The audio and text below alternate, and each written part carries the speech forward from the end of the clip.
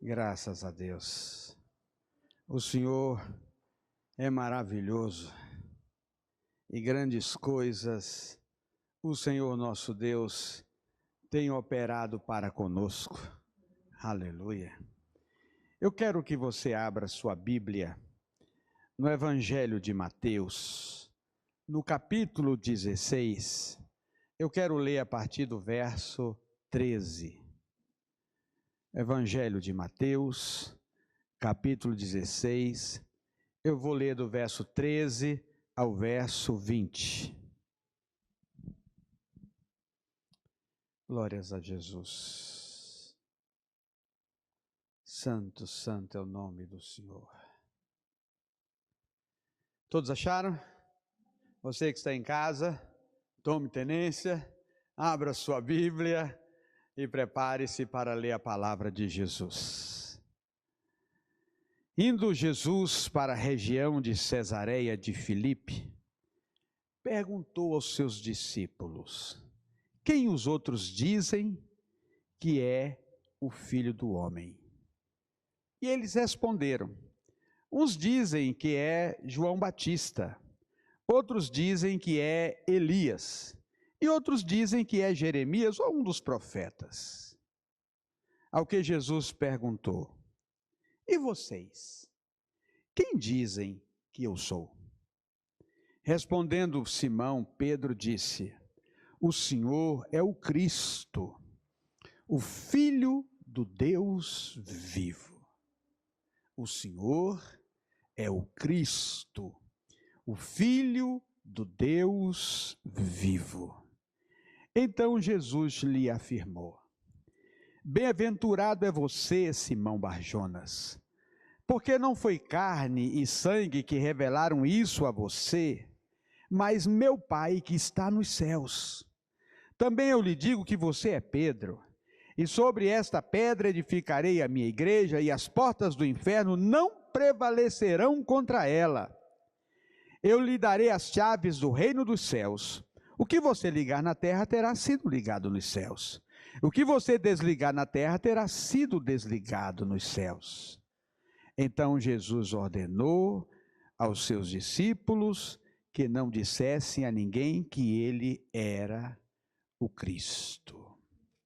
E vocês, quem dizem que eu sou? O Senhor é o Cristo, o Filho do Deus vivo. O Senhor é o Cristo, o Filho do Deus vivo. Louvado seja o poderoso nome de Jesus. Jesus é o Cristo, o Filho do Deus vivo. Meus queridos e amados irmãos, uma vez eu fui numa viagem a Israel, passei pelo Egito, e quando nós estávamos subindo o Monte Sinai, estavam dois beduínos ali, bem no meio da subida, e eles nos cumprimentavam quando nós passávamos ali. E também estavam vendendo alguma coisa. E uma senhora que ia um pouco na minha frente, disse para eles em português: o Senhor Jesus te abençoe. Aí quando eu passei, eles perguntaram para mim em inglês: o que aquela mulher disse? Aí eu disse, ela falou: Jesus abençoe vocês. Aí eles perguntaram para mim: quem é Jesus? Quem é Jesus? Aí eu fui explicar para eles quem é Jesus. Uma excelente oportunidade que eu tive de semear ali na subida do Monte Sinai, não é? Ensinar para eles quem é Jesus. E de repente, eu fiquei pensando no resto da subida do monte e imaginando, olha, este homem vive cerca de 400 quilômetros, talvez um pouco mais ou um pouco menos, de Belém, onde Jesus nasceu. E ele não sabia quem era Jesus. E ao lhe explicar, ele disse assim: Jesus é o profeta. Porque os muçulmanos creem em Jesus como um profeta. Mas interessante que no planeta Terra existe ainda bilhões de pessoas que não sabem quem é Jesus. E também existem no nosso país milhões de pessoas que também não sabem quem é Jesus. Tem alguma noção, legada pela sua religiosidade, mas o Jesus das Sagradas Escrituras não conhecem. E Jesus aqui pergunta aos seus discípulos, quem é que eles, os discípulos, diziam que era Jesus. E naquele momento, o apóstolo Pedro recebeu dos céus, do Pai, Deus Pai, uma revelação da pessoa de Jesus. Então ele diz, tu és o Cristo. Cristo é a palavra grega para Messias, que é uma palavra hebraica. Em português quer dizer ungido. Então, meus irmãos, ele disse, tu és o Cristo, o Filho do Deus vivo. Tu és o Cristo, o Filho do Deus vivo. Olha que coisa interessante. Muitas pessoas falam, pastor, eu não sei falar de Jesus. Eu digo assim, só não sabe falar de Jesus quem não o conhece. Quem não o conhece. Pois quem conhece Jesus, e não é um conhecimento puramente intelectual, mas um conhecimento aqui, no Espírito. Quem conhece Jesus sabe perfeitamente falar de Jesus. Eu quero que você abra a sua Bíblia no Evangelho de João, no capítulo 1, e quero que você marque aí esse capítulo com um papel, ou esse marcador que você tem aí, que é uma fita no meio da sua Bíblia, porque eu também quero ler Colossenses, capítulo 1.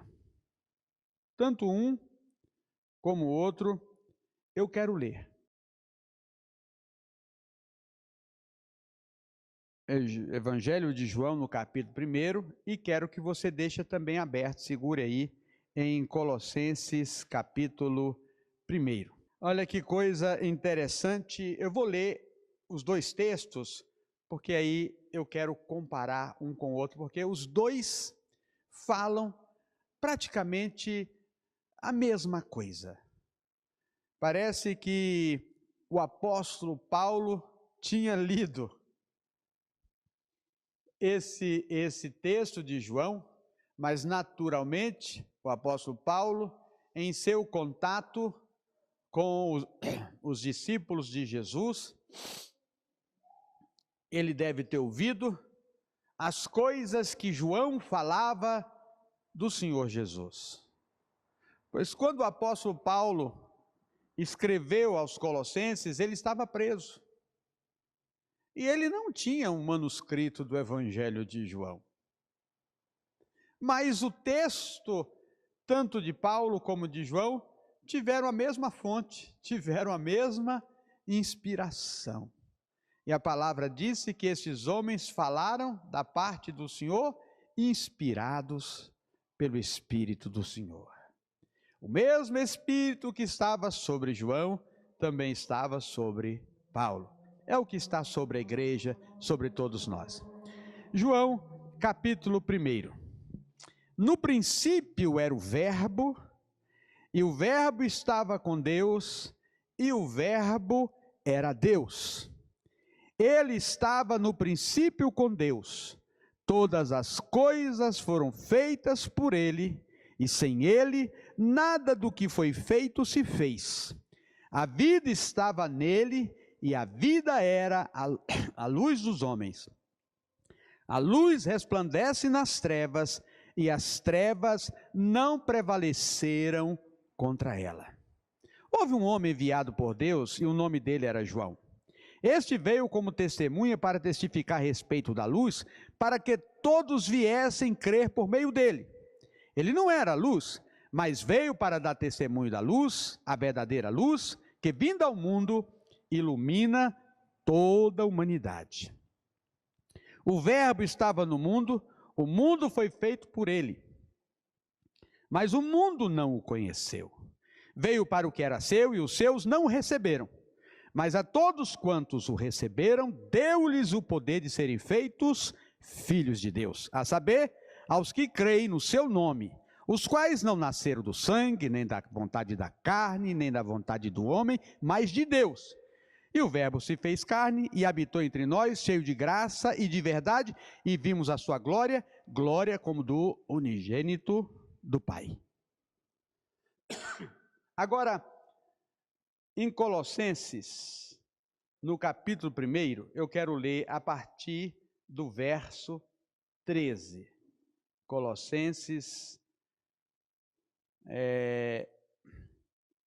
capítulo 1, a partir do verso 13.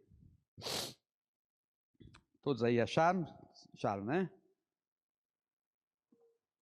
João ali está falando de Jesus, no princípio era o Verbo, e o Verbo estava com Deus e o Verbo era Deus. No verso 14 diz, e o Verbo se fez carne e habitou entre nós, cheio de graça e de verdade, vimos a sua glória como a glória do unigênito do Pai.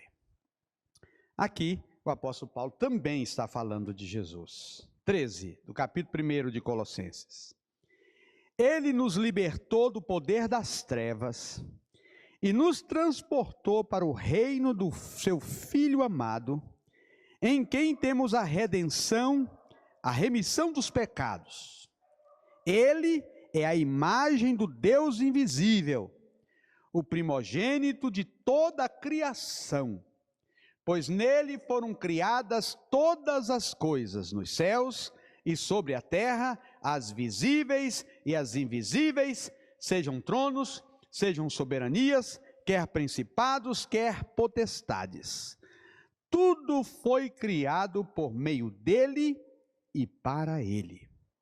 Ele é antes de todas as coisas, nele tudo subsiste. Ele é a cabeça do corpo, que é a igreja. Ele é o princípio, o primogênito dentre os mortos, para ter a primazia em todas as coisas.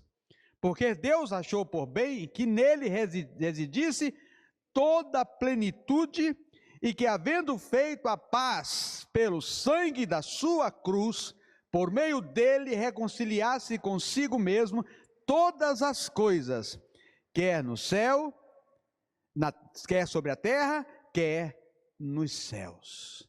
Louvado seja o nome do Senhor Jesus. Então você pergunta, quem é Jesus? O João começa a falar, no princípio era o Verbo estava com Deus e o Verbo era Deus. O salmista Davi, no Salmo 2, verso 8, ele fala uma fala que o pai disse ao filho, tu és o meu filho, hoje eu te gerei. Por isso que Jesus é chamado de o Filho unigênito. Até então, Jesus era o único gerado. Quer dizer, Deus deu a luz, Deus gerou Jesus, seu Filho unigênito. Daí Pedro, respondendo sob uma revelação divina, ele disse, tu és o ungido, o Messias, o Cristo, o Filho do Deus vivo. Quem é Jesus?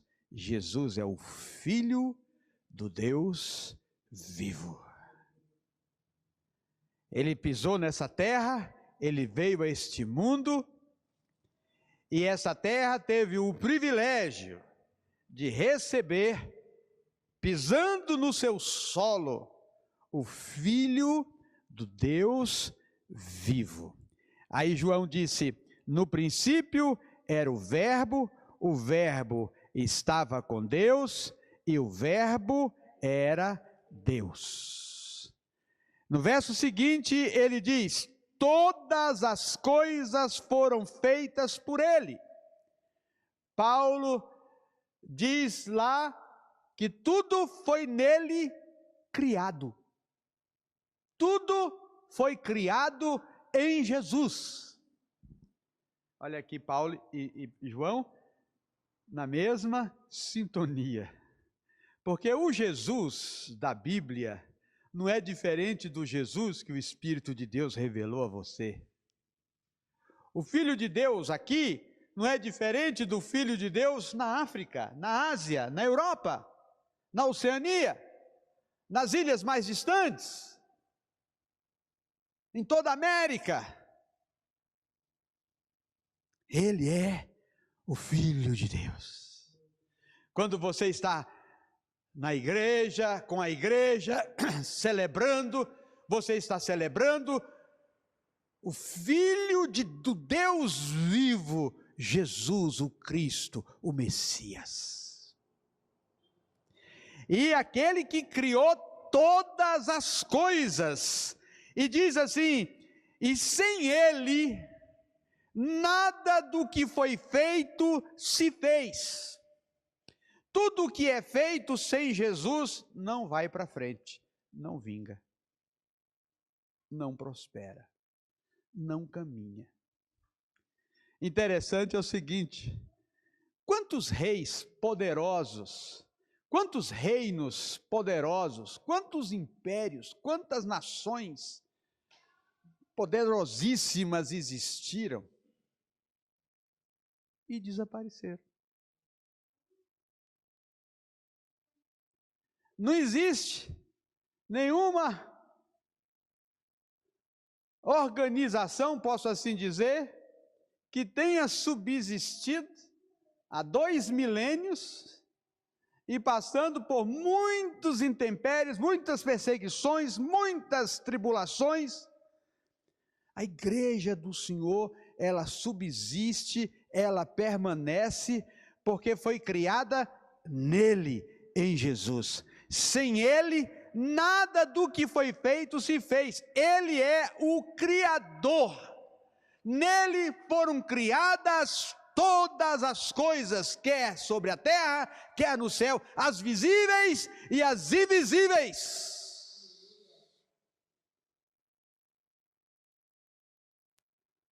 Tudo foi criado por ele. Aí João diz assim: a vida estava nele. Por isso que ele diz que ele é o pão da vida. Por isso que ele diz: aquele que crê em mim terá vida eterna. Ele é o Senhor da vida. A vida está em Jesus. Uma pessoa fora de Jesus é reconhecida e identificada pelas Sagradas Escrituras como um morto. Paulo, escrevendo aos Efésios, ele diz: estando vocês mortos nos seus delitos e pecados, ele deu a vocês vida. A vida está em Jesus, e só tem a vida quem tem Jesus. Nós temos sem Jesus a vida natural, essa vida física, psíquica, das emoções, dos sentimentos, mas sem Jesus o nosso espírito está desconectado de Deus, e qualquer espírito desconectado de Deus está morto. Nele está a vida. Quem é Jesus? É o Senhor da vida. Quem é Jesus? É a vida eterna de Deus. interessante, diz assim: nele estava a vida, e a vida era a luz dos homens. A luz resplandece nas trevas, e as trevas não prevaleceram contra ela. Por isso que Jesus disse: as portas do inferno não prevalecerão contra a minha igreja. Eu quero dizer uma coisa para a igreja, preste bem atenção, igreja. Vocês aqui, e você que está aí em casa me assistindo, você acha muito bonito estar em casa isolado, se escondendo do vírus. Não se esqueça de que nós somos a igreja de Jesus. E quem vence o inferno é a igreja de Jesus. Não é hora da igreja de Jesus se isolar. É hora da igreja de Jesus se levantar no nome do Senhor Jesus. Se Jesus não guardar a cidade, em vão vigia a sentinela. Então é preciso que nós, igreja, nos levantemos. Nos levantemos, nada de nos acomodar. Esse isolamento, meus amados irmãos, tem feito muitos irmãos se aquietarem e calarem. É hora da luz resplandecer sobre as trevas. É hora de nós profetizarmos, declararmos a autoridade que o Senhor Jesus entregou à sua igreja, porque a luz resplandece nas trevas. Os governos, os cientistas, os doutores da área da saúde estão num serviço muito exausto, trabalhando para encontrar alguma coisa para nos proteger, e que Deus os abençoe. Mas a igreja de Jesus tem poder sobre as trevas. A luz resplandece nas trevas, e as trevas não prevalecem contra ela. É hora da igreja levantar e proclamar e gritar contra todo o mal. Porque o Senhor disse: vos dei autoridade para pisardes o quê? Serpentes e escorpiões, e sobre todo o poder do maligno. Todo o poder do maligno. Graças a Deus, irmãos. Graças a Deus. Louvado seja o nome do Senhor Jesus. A luz resplandece nas trevas. Quem é Jesus? Jesus é a luz que resplandece nas trevas, e as trevas não prevalecem contra ela. Ah, pastor, a minha casa está um desastre. Meus filhos estão mergulhados nas drogas, meu marido está assim, minha esposa está desse jeito, a doença acampou lá em casa, nós gastamos todo o nosso dinheiro na farmácia, nós não sabemos o que fazer, estamos desesperados, é uma depressão terrível pairando sobre nós, muitas vezes pensamos até em tirar a nossa vida. Sabe o que é que você precisa fazer? Chame Jesus para a sua casa. Chame Jesus para o seu lar, porque Jesus é a luz que resplandece nas trevas. Quando Jesus chegar na sua família, tenha certeza que toda a obra das trevas, todo o mal de Satanás vai bater em retirada, porque o diabo, com toda a sua força, não prevalece contra a luz do Senhor. Você pode entrar num quarto escuro, que as trevas sejam densas, que parece até que dá para tocar. Quando você acende uma luz naquele quarto, o que acontece com as trevas? Some. Acende Jesus na sua casa. Acende Jesus na sua vida, que as trevas vão desaparecer. Ele disse: eu sou a luz do mundo. Quem me segue não andará em trevas, mas terá a luz da vida. Então ele disse assim: houve um homem enviado por Deus, e o nome dele era João. Ele veio como testemunha para testificar a respeito da luz, para que todos viessem crer por meio dele.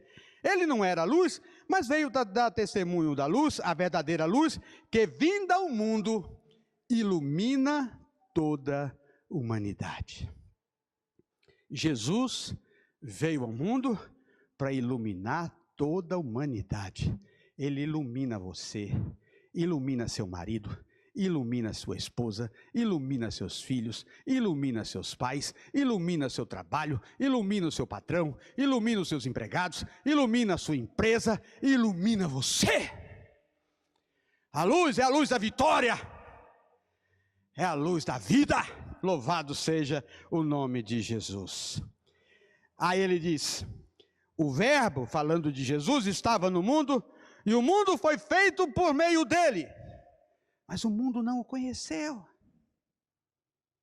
Veio para os seus, os judeus, mas eles não receberam. Mas todos quantos o receberam, todos quantos receberam Jesus, Jesus lhes deu o poder de se tornarem filhos de Deus, os quais não nasceram do sangue, da carne ou da vontade do homem, mas nasceram de Deus. Louvado seja o nome de Jesus. E o verbo se fez carne e habitou entre nós. Vimos a sua glória. João diz assim, nós vimos a sua glória. E a glória dele era como a glória do unigênito do Pai, cheio de graça e de verdade. Jesus é cheio de graça e de verdade. Amém? Glórias a Jesus. Então, aqui em Colossenses agora, o apóstolo Paulo vai falar praticamente as mesmas coisas, mas há uns esclarecimentos aqui, que eu acho isso interessante, e que nós precisamos tomar conhecimento. Ele disse assim, ele nos libertou do poder das trevas, olha bem, do poder das trevas, porque as trevas não prevalecem contra ele. Nos libertou do poder das trevas, Jesus nos libertou do poder das trevas. Sua casa está nas trevas, chame Jesus, porque Jesus vai libertar a sua casa, a sua família, seus filhos, do poder das trevas. E olha que coisa interessante. E nos transportou para o reino do seu Filho amado, em quem temos a redenção, a remissão dos pecados. Aí começa a falar assim, ele é a imagem do Deus invisível. Ele é a imagem do Deus invisível. Um dia, um dos discípulos de Jesus, o Filipe, falou, Senhor, mostra-nos o Pai. Aí ele diz, Filipe, eu estou tanto tempo com vocês, quem vê a mim, vê o Pai. Ele diz, eu e o Pai somos um. Tudo o que nós podemos hoje conhecer do Pai, está em Jesus. Ele é a imagem do Deus invisível. Aos Hebreus o escritor disse, é a expressão exata do ser de Deus. Exata do ser de Deus. Então, ele é a imagem do Deus invisível, o primogênito de toda a criação, porque nele foram criadas todas as coisas, nos céus e sobre a terra, as visíveis, as invisíveis, sejam tronos, sejam soberanias, quer principados, quer potestades, tudo foi criado por meio dele e para ele. Não adianta o homem criar, usou uma expressão aqui bem nossa, lá da minha terra, as suas ingresias, engenhar as suas coisas. A igreja do Senhor está orando contra os desmandos dos nossos mandatários. A igreja tem não a maledicência, não a zombaria, não o desrespeito. A igreja tem a oração, porque Deus põe um anzol no nariz de quem Ele quer e endireita essa pessoa, ou então Ele põe em outro lugar. Ele leva mais cedo, faz alguma coisa. Com Deus não se brinca. A igreja precisa continuar orando. Algumas pessoas colocam lá no Facebook, olha, alguém xingando um ministro, xingando um outro e falando coisas do outro, e olha, vamos compartilhar isso, vamos. Eu falo, não vou compartilhar essas coisas, porque a minha Bíblia me ensina diferente. A minha Bíblia me ensina a respeitar as autoridades. Só que a minha Bíblia me ensina a levantar mãos santas e orar a Deus para que nós tenhamos vida mansa e tranquila. E lá no meu quarto eu converso com o Senhor. É isso que nós precisamos fazer, Igreja de Jesus. Falar com Deus. E dizer, eu tenho falado assim, Senhor, vou usar uma expressão aqui que se você não conhece a Bíblia, você não sabe do que eu estou falando. Senhor, não deixa o filho de Belial prevalecer. Senhor, risca do mapa os filhos de Belial. Não deixa os filhos de Belial ditarem os rumos do Brasil. Coloque o Brasil nas tuas mãos. Dirige a nossa nação. Derruba quem precisa ser derrubado, joga no chão quem precisa ser jogado no chão, levanta homens e mulheres, patriotas e tementes ao Senhor. Coloque esse Brasil nas mãos de pessoas que te amam, que te servem e que te temem. Bem-aventurada a nação, cujo Deus é o Senhor. Então, está escrito que tudo foi criado por meio dele e para ele. Quem é Jesus? É aquele que criou tudo. E criou tudo para ele. Para ele. Ah, quantas pessoas mentem, roubam, matam para terem alguma coisa, e ter um nome grande, e terem muita riqueza, e ter isso, e ter aquilo, fazem até pacto com o diabo. Mas nada é de ninguém. Tudo é do Senhor. Tudo é do Senhor.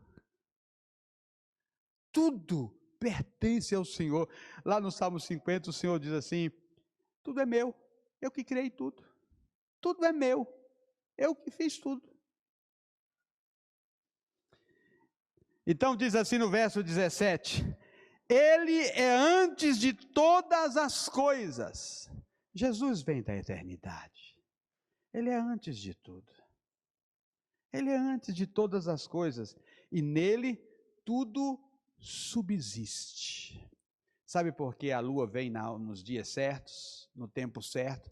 Sabe por que o sol aparece todas as manhãs e no final do dia ele aqui desaparece? Porque vai ser amanhã em outro lugar e ele aparece em outro lugar. Sabe por que o inverno vem no inverno, o verão vem no verão, a primavera vem na primavera, o outono vem no outono? Sabe por que o ar está aí, você respira? Sabe por que a água mata a sua sede e a água está jorrando? Porque é Jesus que faz tudo subsistir. Jesus é quem sustenta tudo, que provê tudo, que faz tudo funcionar. Tudo funcionar. Nele subsiste tudo. Você precisa agradecer a Deus todos os dias por ter um ar para você respirar, ter o sol, ter a lua, a chuva, a água, essas coisas todas.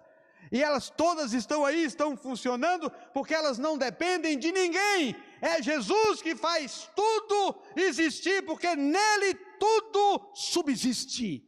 E ele tem poder para fazer tudo funcionar. Louvado seja o nome de Jesus. Ele é a cabeça do corpo, que é a igreja. Ele é a cabeça da igreja. Sabe, irmãos, muitos homens têm tentado, têm levantado, querendo ser cabeça de alguma coisa na igreja.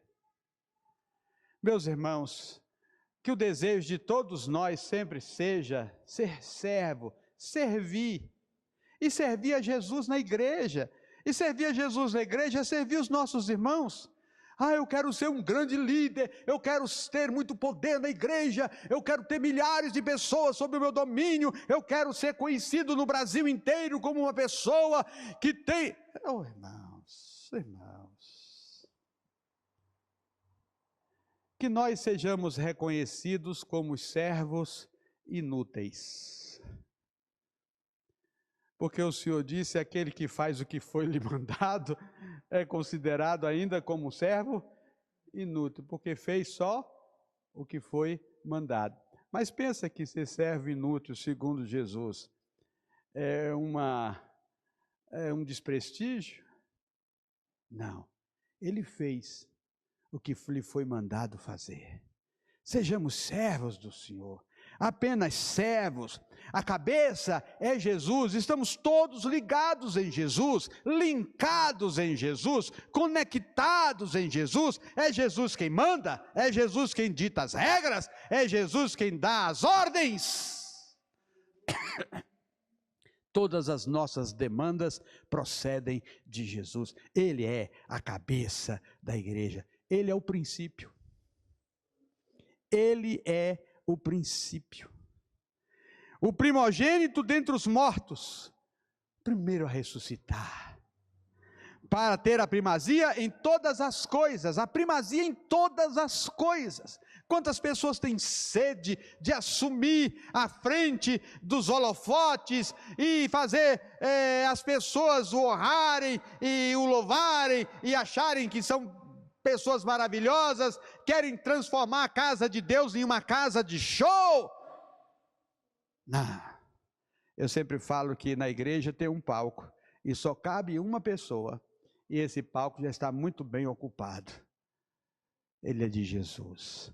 Os holofotes são de Jesus, as palmas são de Jesus, os louvores são de Jesus, nossa presença aqui é de Jesus, o nosso coração é de Jesus, as ofertas são de Jesus, tudo que somos, tudo que temos, tudo que fazemos e tudo que viemos ser, é de quem? É de Jesus. Ele tem a primazia. A primazia. Ah, pastor, o sol hoje está tão lindo, acho que eu vou fazer um piquenique. Que dia é hoje? Ah, hoje é domingo, o dia do Senhor. Não. Piquenique fica para outro dia. Eu vou à casa do Senhor. Eu vou à igreja. Jesus é quem tem a primazia. É de Jesus a primazia. Porque Deus achou por bem que nele residisse toda a plenitude. E aos Filipenses ele disse: nele está toda a plenitude da divindade. Em Jesus reside toda a plenitude, e que havendo feito a paz pelo seu sangue por meio dele, reconciliasse consigo mesmo todas as coisas, quer sobre a terra, quer nos céus. Em Cristo, pelo sangue da paz de Jesus, Deus está reconciliando consigo mesmo todas as coisas, quer na terra, quer nos céus. Quem é Jesus? Esse é Jesus. É este o Jesus que nós cremos. O Jesus das Escrituras tem a voz como voz de muitas águas, tem os olhos como chamas de fogo, da sua boca sai uma espada afiada, seus cabelos são brancos como a lã branca, seus pés reluzentes como o sol no meio-dia. E ele diz: eis que estou morto, mas agora vivo pelos séculos dos séculos, e tenho nas minhas mãos o quê? As chaves de quê? Da morte e do inferno. Se você pensa que a chave do inferno está na mão do diabo, não está não. A chave do inferno está na mão de Jesus. A dor de cabeça do diabo é essa. Porque Jesus é quem tem as chaves nas suas mãos. Da morte e do inferno. Que Deus nos abençoe. Que Deus nos abençoe. E que nós possamos nos render a esse Senhor maravilhoso, esse Jesus maravilhoso. Quem é Jesus? É a imagem do Deus invisível.